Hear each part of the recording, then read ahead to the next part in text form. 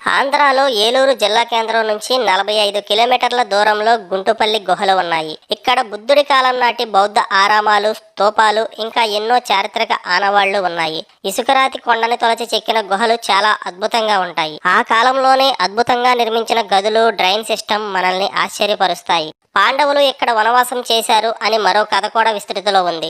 కానీ వాటికి సరైన ఆధారాలు లేవు. కొండపైన ఉన్న బౌద్ధ స్తూపాల మీద సాధువులు ధ్యానం ఆచరించేవారని ప్రతీతి. శాతవాహనుల కాలంలో తెలుగు నేలపై బౌద్ధ మతం విలసిల్లింది అనడానికి ఇవన్నీ ఆనవాళ్లుగా మిగిలాయి. ఈ ఆరామాలు తూర్పు కనుమల కొండల శ్రేణిపై ఉండడంతో ఇక్కడి వాతావరణం చాలా ఆహ్లాదంగా ఉంటుంది. కొండపైన తూర్పు వైపున ఇటుకలతో నిర్మించిన స్తూప చైత్యం, దాని లోపల పాలరాతితో నిర్మించిన స్తూపం చాలా ఆకర్షణీయంగా ఉంటాయి. బుద్ధుని అస్థికలలో కొంత భాగం ఈ స్తూపంలో ఉంచారు అని విశ్వసిస్తున్నారు.